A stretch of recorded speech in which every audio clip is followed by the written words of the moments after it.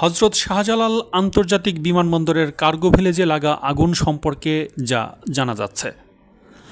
Cargo ভিলেজের আগুন নিভিয়ে যত দ্রুত সম্ভব হজরত শাহজালাল আন্তর্জাতিক বিমানবন্দর চালু করার চেষ্টা করা হচ্ছে বলে জানিয়েছেন বেসামরিক বিমান পরিবহন ও পর্যটন উপদেষ্টা শেখ বশির উদ্দিন।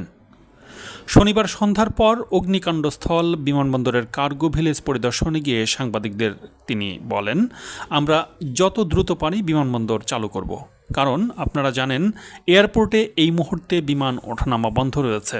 আমরা চেষ্টা করছি যে যত দ্রুত পারি আজকে রাতের মধ্যেই ফ্লাইট ওপেন করব।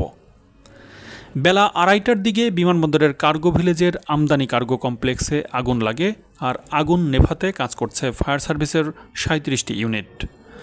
আগুন লাগার পরপরই দেশের প্রধান এই বিমানবন্দরে উড়োজাহাজ ওঠানামা বন্ধ হয়ে যায়। বিভিন্ন ফ্লাইট পাঠিয়ে দেওয়া হয় চট্টগ্রাম ও সিলেট বিমানবন্দরে।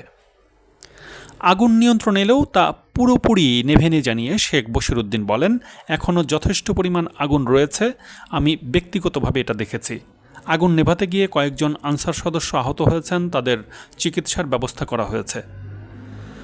আগুনের কারণ ও ক্ষয়ক্ষতি নিরূপণে তদন্তের কথা জানিয়ে উপদেষ্টা বলেছেন, যখন ইনভেস্টিগেশন করব আপনাদের তথ্য আমলে নেওয়া হবে।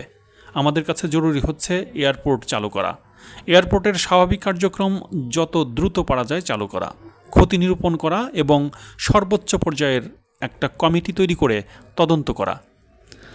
গণমাধ্যমে পাঠানো বেসামরিক বিমান চলাচল কর্তৃপক্ষের একটি বার্তায় জানানো হয়েছে, দুপুর 2:15টার দিকে হজরত শাহজালাল আন্তর্জাতিক বিমানবন্দরের কার্গো এলাকায় আকস্মিকভাবে আগুনের ঘটনা ঘটে।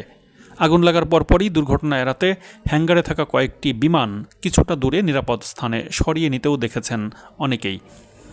এছাড়া শাহজালাল বিমানবন্দরের কার্গো ভিলেজে আগুন নিয়ন্ত্রণে যোগ দিয়েছে বাংলাদেশ নৌবাহিনীও।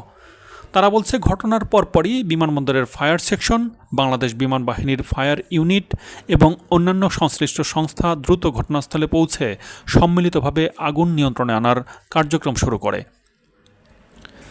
পরিস্থিতি বিবেচনায় হজরত শাহজালাল আন্তর্জাতিক বিমানবন্দরের সব ধরনের বিমান চলাচল সাময়িক স্থগিত করা হয়েছে। বিমান চলাচল বন্ধ থাকায় বিপাকে পড়েছেন সাধারণ যাত্রীরা।